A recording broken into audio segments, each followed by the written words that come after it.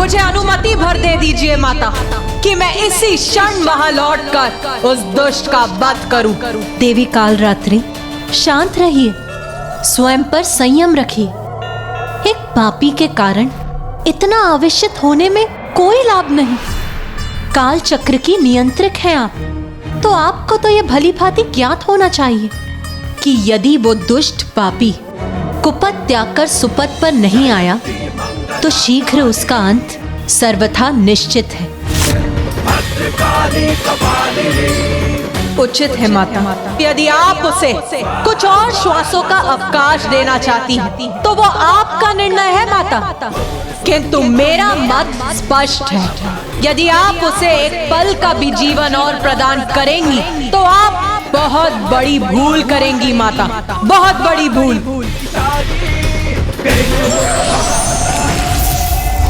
हाँ, भूल की थी मैंने, आपकी पूजा कर, आप पर निर्भर होकर।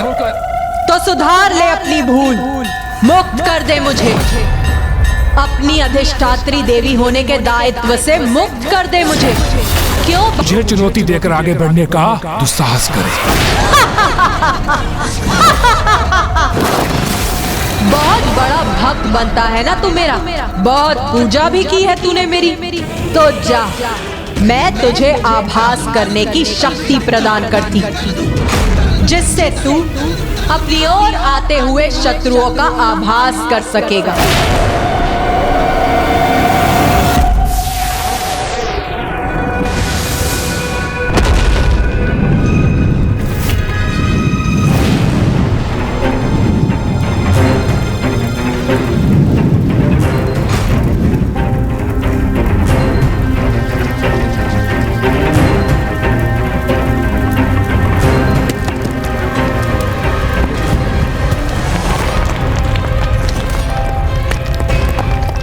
अरे ये क्या, सदा अपने स्थान पर स्थिर रहने वाला ये पर्वत अचानक गतिशील कैसे हो गया?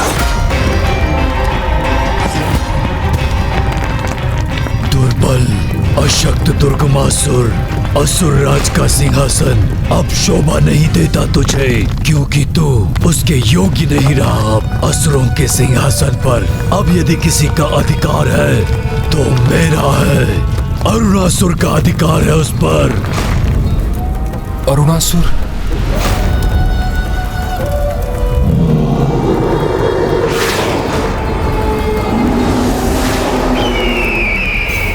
नहीं, मैं किसी को भी स्वयं के लिए संकट बनने नहीं दूंगा।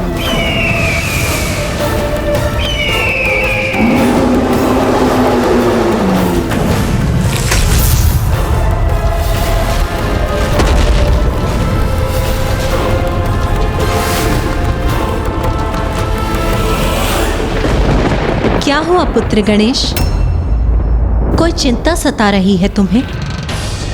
माता कालरात्रि का ये विश्वास है कि उस दुष्ट महापापी दुर्गमासुर को पल भर के लिए भी जीवित छोड़ना बहुत बड़ी भूल होगी। उनका ये विश्वास उचित नहीं प्रतीत होता आपको?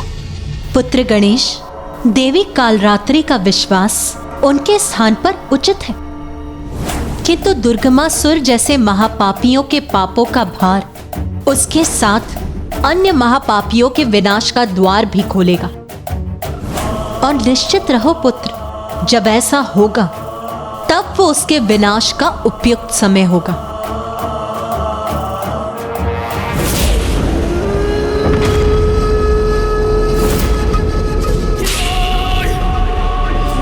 पाषाणकाय! पाषाणकाय!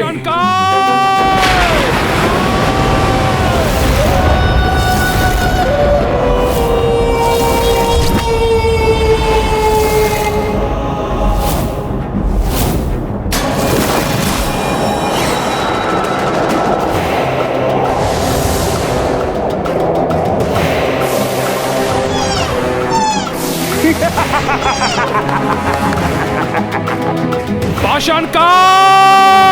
पाषाणकाय! पाषाणकाय!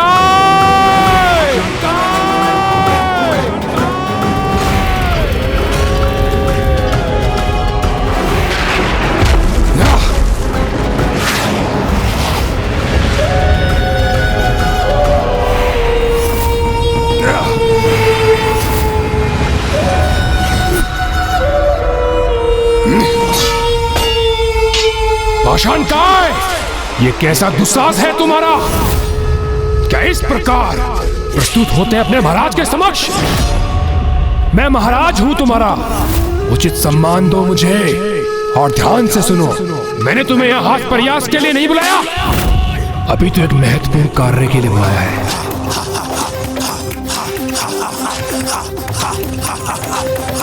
जाओ, यथाशीघ्र जाकर यहाँ की सुरक्षा का दायित्व संभालो।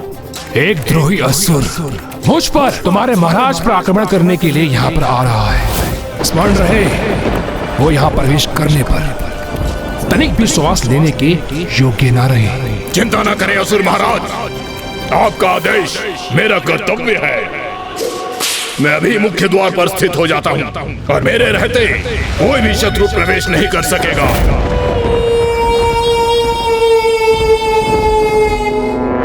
रुको, उचित है, किंतु सावधान रहना, वो कोई साधारण असुर नहीं है। स्वयं को अन्य की दृष्टि से छुपाने के लिए वो अपना रंग रूप आकार परिवर्तित करता है और उन्हें अपने वातावरण के अनुरूप ढालकर उसमें ऐसा घुल जाता है कि कोई भी उसे देख नहीं सकता। इसलिए सचेत रहना, कहीं वो तुम्हारी दृष्टि से ओझल ना हो जाए। यदि उसने ऐसा साहस किया तो मैं उसका अंत करूंगा।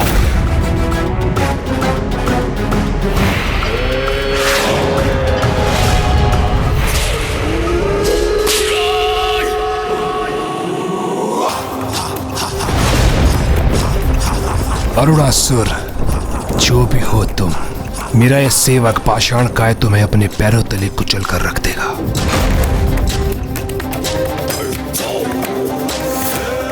देखा माता, मैंने कितनी सरलता से भीतरी शत्रु को कुचलने का मार्ग ढूंढ लिया। अब देखना आप, मैं आदिशक्ति माता को पराजित करने का मार्ग भी अवश्य ढूंढ लूंगा।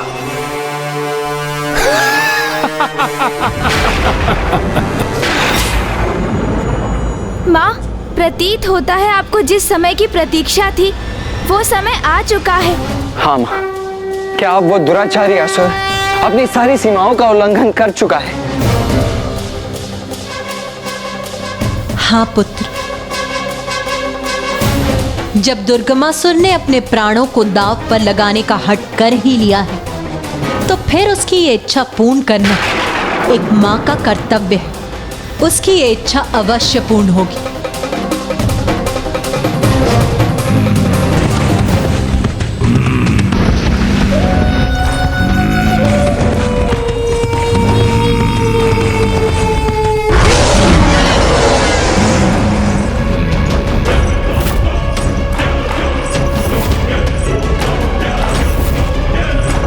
शत्रु जो कोई भी हो, जो दिखाई दे अथवा नहीं, किंतु अंदर तो तभी जा सकेगा जब वो मुझे डिगा सकेगा।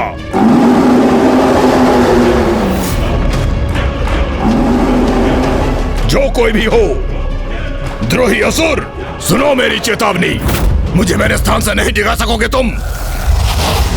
कहता था मुझे अपने स्थान से कोई नहीं डिगा सकता, लो डिगा ही नहीं दिया, अपितु अपने उदर में भी समाहित कर लिया तुम्हें। दुर्गमासुर, आ रहा हूँ मैं अपने सिंहासन पर स्थित होने, जिसका मैं ही अब एकमात्र अधिकारी हूँ। मेरे चारों ओर चमकीले आवरण होने का ये कैसा आभास हो रहा है मुझे?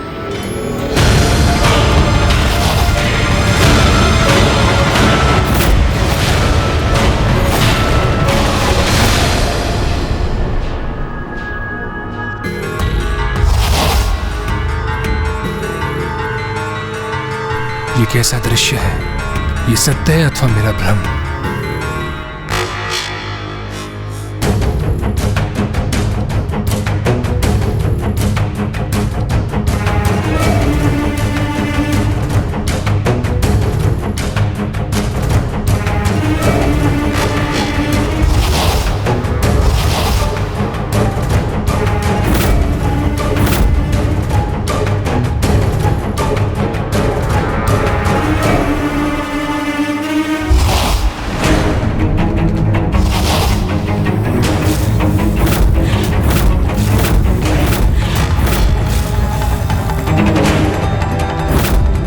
माता तो मेरी बुद्धि के साथ कोई क्रीड़ा नहीं कर रही है। ये दृश्य उनके द्वारा उत्पन्न भ्रम है अथवा वास्तव में ऐसा घटित हो रहा है। नहीं नहीं, कोई चिंता का कारण नहीं है। ये दृश्य कदापि सत्य नहीं हो सकते, क्योंकि पाषाण काय के होते हुए मेरे भवन में कोई प्रवेश कर ही नहीं सकता।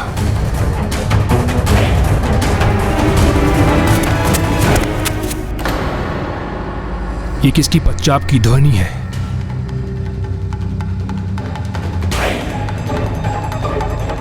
क्या वो यहां तक पहुंच चुका है?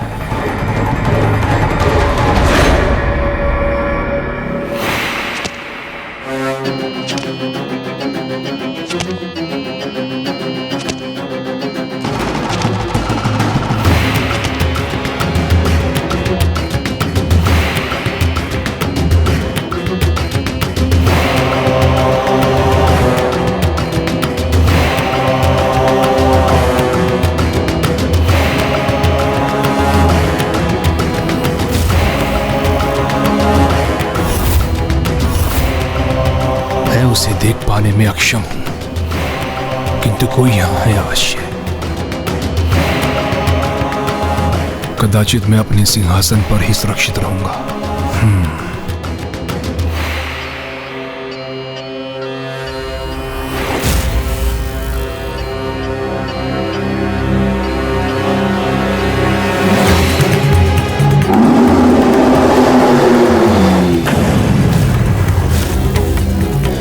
किसके श्वास लेने की ध्वनि सुनी है मैंने? यदि यहां कोई है तो फिर मुझे दृष्टिगोचर क्यों नहीं हो रहा है? कहीं मेरा कपोल कल्पित भय सत्य तो नहीं होने जा रहा?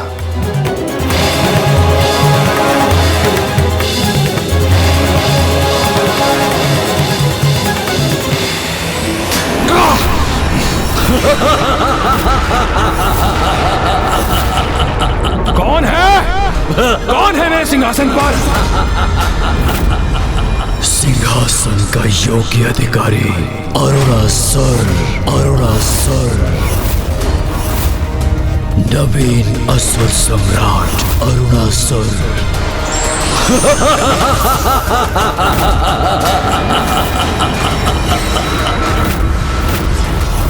नवीन असुर सम्राट अरुणासुर, अरुणासुर।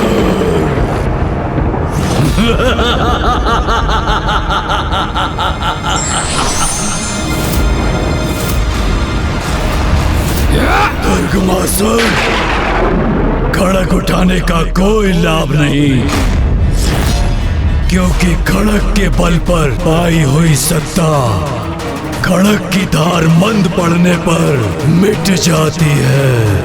आज से तुम्हारा शासन समाप्त और मेरा शासन प्रारंभ हुआ। अरुणासुर, बहुत अनर्गल प्रलाप कर चुके हो तुम। तुम्हारे लिए तो मेरे सैनिकों की खड़क ही पर्याप्त है। सैनिकों, वध कर दो इस दुष्ट का।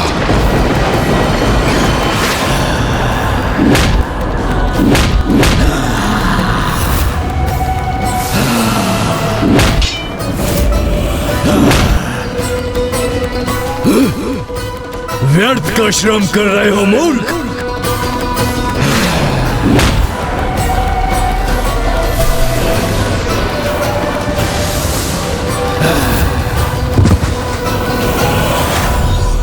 मेरा उदर तो भर चुका है, फिर इसे कैसे अपना आहार बनाता।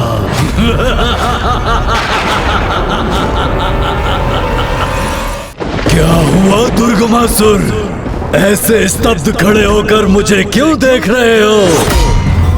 अपनी सत्ता पलटते देखकर स्वयं के नेत्रों पर विश्वास नहीं हो रहा है क्या? क्षमा नहीं करूंगा तुम्हें। तुम्हारी इस उदंडता का दंड दूंगा तुम्हें। पाषाण का, पाषाण का।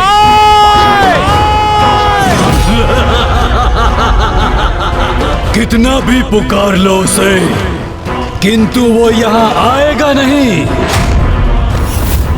मैं महाराज हूं उसका। मेरे आदेश का पालन अवश्य करेगा। उचित कहा तुमने। वो तो उसका प्रयास कर रहा है किंतु सफल नहीं होगा, क्योंकि जो एक बार मेरे उदर में समाहित हो गया वो कभी मुक्त नहीं होता।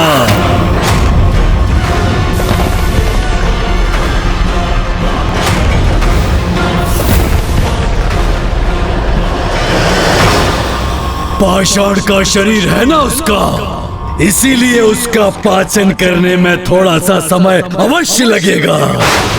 किंतु तुम तनिक भी चिंता ना करो, तुम्हारा पाचन करने में अधिक समय नहीं लगाऊंगा मैं। खुले नेत्रों से स्वप्न देख रहे हो तुम अरुणासुर, क्योंकि ऐसा समय कभी नहीं आएगा। मैं अभी इसी क्षण तुम्हारा वध करूंगा, किंतु उससे पूर्व तुम्हारी जीवा को तुम्हारे मुख से विलक करूंगा मैं। ना एक व्यर्थ प्रयास करोगे। ब्रह्मदेव के विशेष वरदान से सुरक्षित हूँ मैं, जिसके अनुसार मेरा वध कोई नहीं कर सकता और तुम भी नहीं। मुझसे पराजित होना तो नियति है तुम्हारी, इसीलिए अपने प्राणों की रक्षा चाहते हो तो स्वेच्छा से त्याग दो ये सिंहासन, अथवा तुम्हें भी मेरा भोजन बनना पड़ेगा। कदाचित तुम भी भूल रहे हो, मुझे भी ब्रह्मदेव का वरदान प्राप्त है, जिसके अनुसार इस संसार में कोई भी मेरा वध नहीं कर सकता। वध नहीं किया जा सकता तुम्हारा, परंतु निगला तो जा सकता है ना तुम्हें। फिर आजीवन तड़पते रहना मेरे उदर की जठराग्नि में।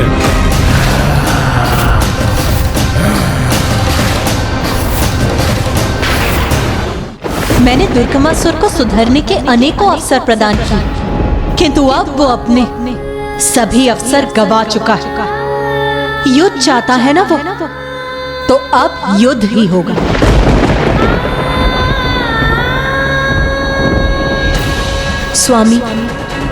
स्वामी मुझे आज्ञा दीजिए। मुझे विंध्याचल पर्वत पर स्थित होना होगा। विंध्याचल पर्वत? अर्थात अब उस असुर का अपनी नियति, अपने काल से भेंट करने का समय आ गया है। या देवी सर्वभूतेषु मारूपेण संस्थिता, नमस्तस्यै नमस्तस्यै नमस्तस्यै नमो नमः।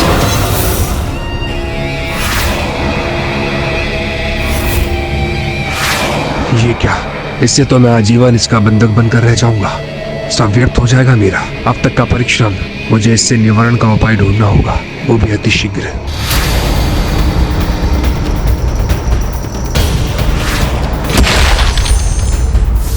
समझ गया मैं समझ गया। सब स्पष्ट हो गया मुझे। यही है हम असुरों की पराजय का कारण। हम अपने समुदाय में इतने घाती हो जाते हैं। बहुत दुख की बात है, बहुत दुख की बात है। तनिक भी एकता नहीं है असुरों में, और इसी कारण हम असुरों की सत्ता कभी स्थायी नहीं रह सकती। क्योंकि आज तुम मुझसे मेरा सिंहासन छीनोगे और कल को वो तुमसे तुम्हारा सिंहासन छीन लेगी। कौन छीनेगी मुझसे मेरा सिंहासन? वही देवी जो मेरी, तुम्हारी और तुम्हारे साथ साथ सभी असुरों की शत्रु है, जिसने प्रबल प्रतापी महिषासुर का वध किया था और हमारे महाराज महाशक्तिशाली शुंभ निशुंभ का भी वध कर दिया था।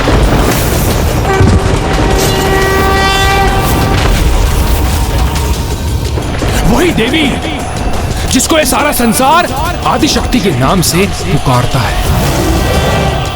देवी आदिशक्ति? मेरा सिंहासन चाहते हो ना तुम?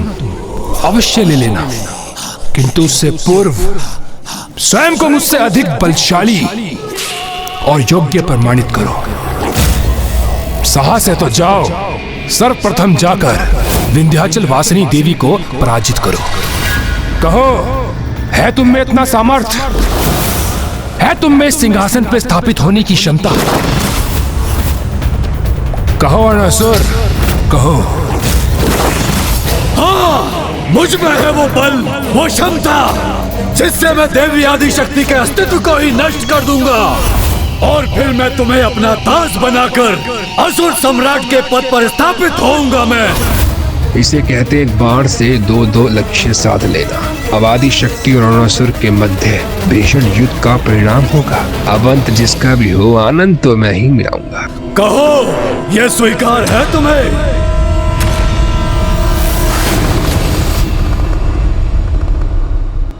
स्वामी, अब मेरा विंध्याचल पर्वत प्रस्थान करने का समय आ गया, क्योंकि अब पुनः एक बार देवताओं और असुरों का महासंग्राम होने वाला।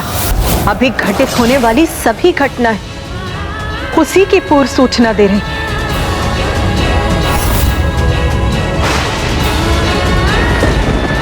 अर्थात अब उस असुर का अपनी नियति, अपने काल से भेंट करने का समय आ गया है।